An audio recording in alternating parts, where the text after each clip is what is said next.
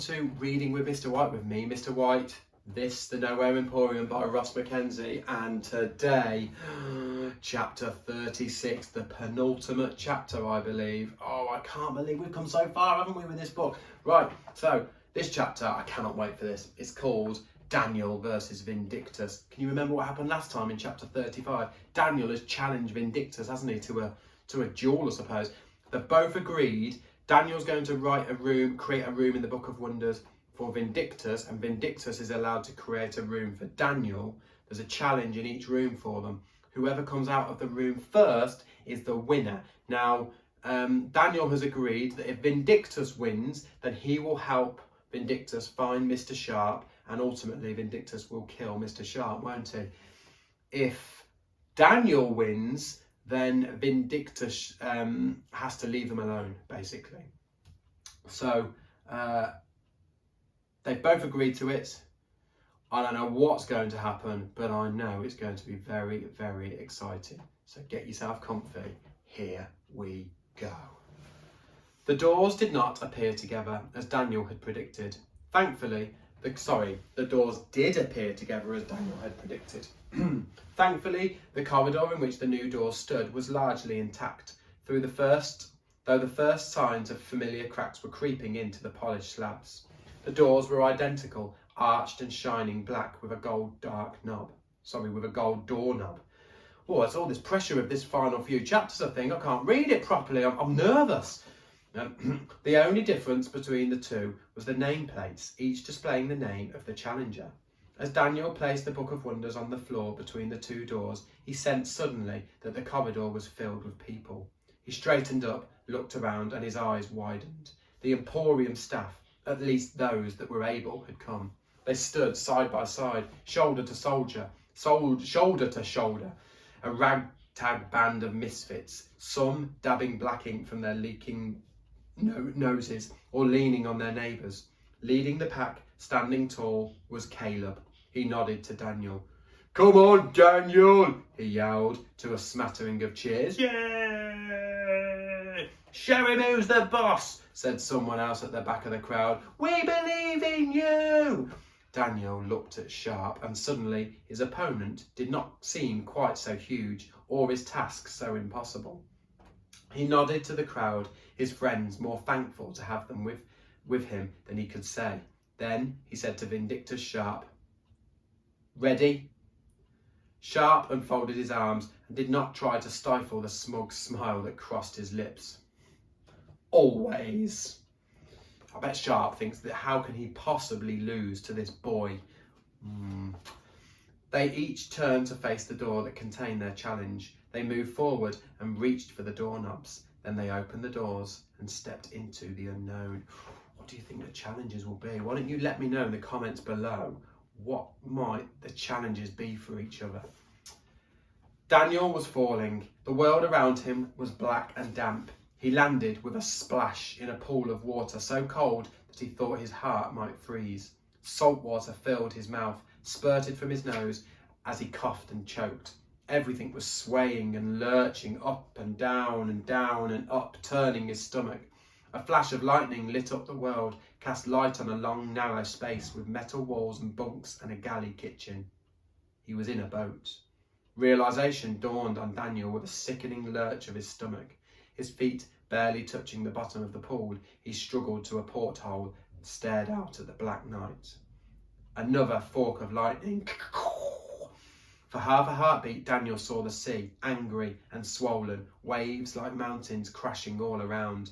He tried to be calm in the pitch black. The water was slowly rising, creeping like cold hands. Feeling his way around, Daniel willed his eyes to see through the blackness. He tried to visualize a lamp, a torch, a floodlight, anything to help him see. He imagined himself striking a match, filling the boat with dancing yellow light, and as this picture filled his head, something dropped into his pocket. He reached down and pulled out a box of sodden matches. Sodden means like really, really wet. Desperately, he struck one of the matches and was amazed when it sparked to life, just as he'd imagined, casting a flickering glow around the tight belly of the boat. George, remember when it said, I think we've said this before, haven't we? But I think Mr. Mr. Silver had told Daniel, hadn't he, whenever you need help, the Emporium will help you. He moved out of the galley, banging and stuttering as huge waves tossed the ship to a narrow metal corridor and found a black door with a golden handle. In his excitement, he dropped his light, but when the match hit the cold surface, the flame did not go out. It remained lit. The match sank as if it was made of lead, illuminating the black water as it drifted towards the door. He struck another match, the light dazzling his eyes in the dark of the corridor, and he reached for the door.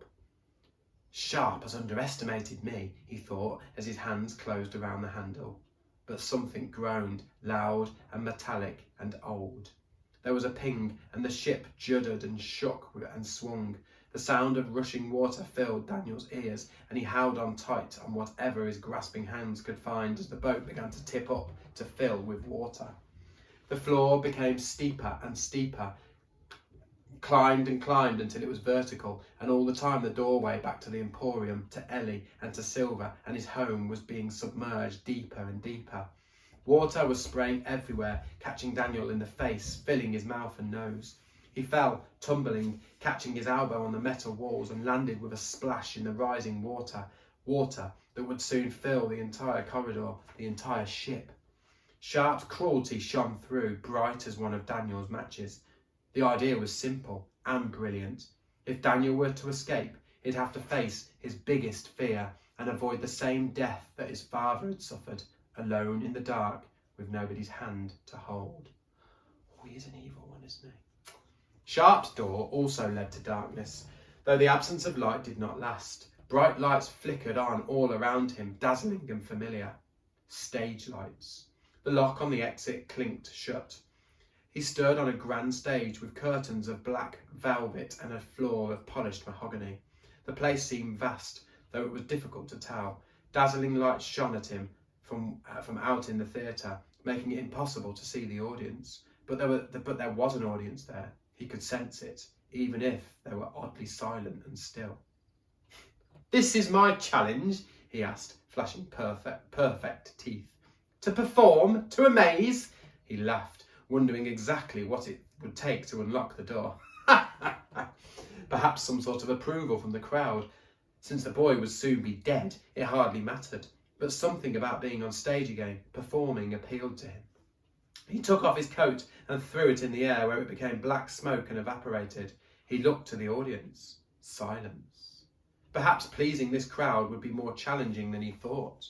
He tried again, firing a bullet from a gun and catching it across the stage. The crowd was still. Sharp shook his head and cursed. "What do you people want?" he yelled. Something broke the silence, the voice of a young girl. "Let him see me," the voice said. "For this to work, he has to see me. I'm asking for help, Papa. Please, let him know that I exist. No more ghosts, no more hiding. It's time to end this." "Hello?" There was a hint of unease in Sharp's voice. Across the stage, towards the door, a girl appeared from nowhere. She had eyes the colour of thunderclouds, eyes he recognised, and a tangle of wild black curls. Who are you?" he asked. She stood perfectly still, staring through him. "My name is Ellie Silver," she said, "and I'm your granddaughter." Oh, it's getting very, very tense, this, isn't it? I think we're back to Daniel now. The boat was almost full of water. Daniel was freezing and weak from his efforts to swim down and budge the door. Each time he tried, the water was deeper, and so the swim to the bottom of the submerged passageway became more of a struggle. This time, as he came back up, there was barely enough space to keep his head above the surface. He did not cry as he thought he might when he imagined the moment in his nightmares. He only thought of the Emporium and Ellie and Mr. Silver, how he'd let them all down if he failed. Another deep breath, another lung-bursting swim through the darkness, and again he could not move the door. He swam back to the surface, banging his head on the metal ceiling. His time was almost up. If I die here, he thought, at least it will be fighting for something. At least I didn't sit back and do nothing. He thought of his mother and his father, and he wondered what happened when someone died, if he'd see his parents again, or if dying was like flicking a switch and he'd be gone and forgotten and that was that. His nose was pressed against the ceiling now. He was gasping for breath. And then, as the water closed in around him, he had a thought, a memory, and he heard Mr. Silver's voice as clearly as if he were floating beside him. If by some curious twist of fate you find yourself in trouble, the Emporium will help you. All you have to do is ask. Can you remember that? I do. The water was in his mouth and his ears, in his ears and eyes.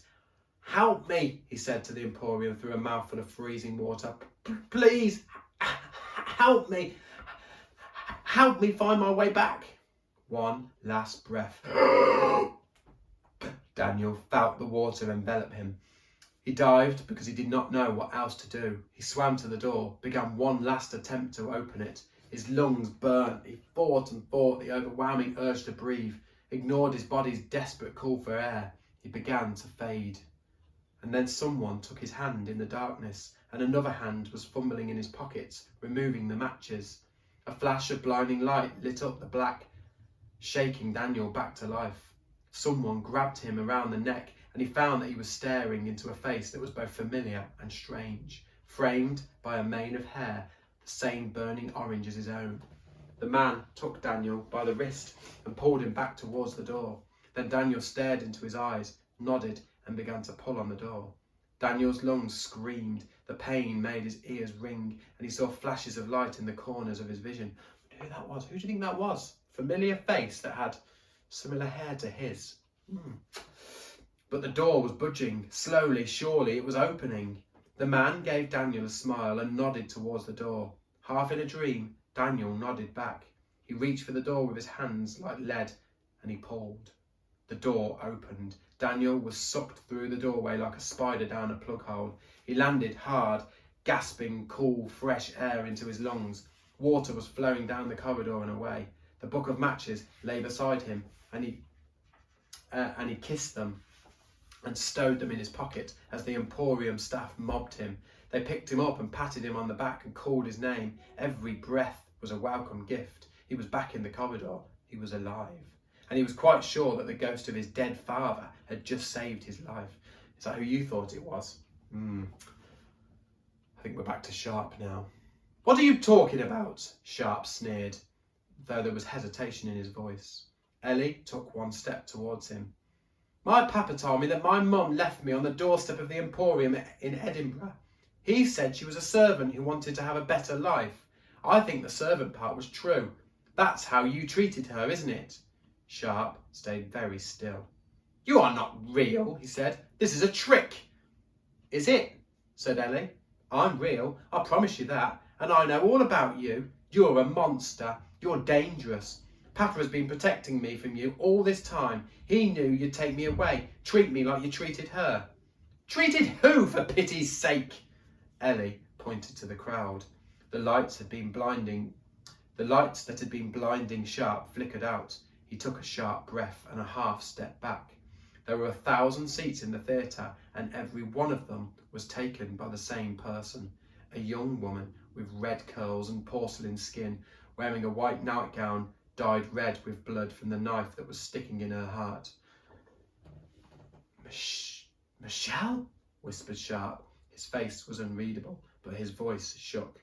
You treated her like dirt, said Ellie. She was my mum, and you used her to break my papa's heart and steal his book.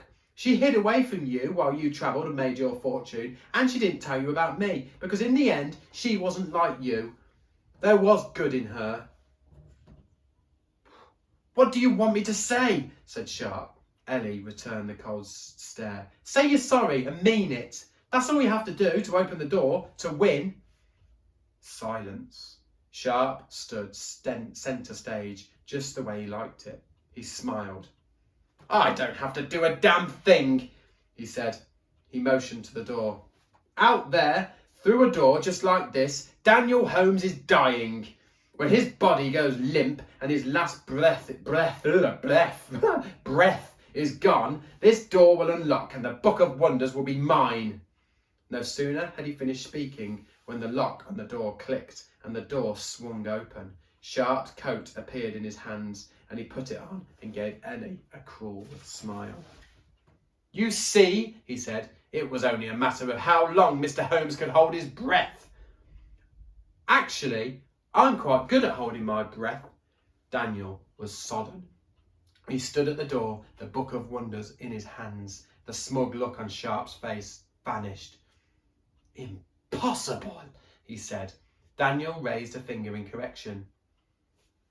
You're in the Nowhere Emporium, Mr. Sharp. Nothing's impossible. He held up the book. You lose. The book stays here, where it belongs. Sharp stared at Daniel, wild fury in his eyes. But there's no way out. How did you escape? Daniel patted the doorway. I know things you don't, he said, ignoring Sharp when he scoffed. I know that you and Mr. Silver had a challenge of your own. I know that challenge never ended, don't you see? We're a part of it, Ellie and me, players in the same game. There was a challenge within a challenge. We were fighting for Mr. Silver. So here's how it is. Everything we agreed stands.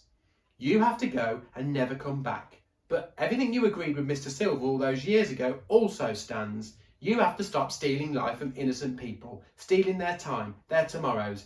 You have to grow old, and one day you have to die. Sharp spat on the stage floor. His face flushed brilliant red. Where is he hiding? Daniel smiled. He held up the Book of Wonders. In the book. He told you once the book was part of him, part of his soul. You had the book in your hands. You had Silver in your hands and you never knew it. If you hadn't been so arrogant. Sharp moved so quickly, a blur in the shadows.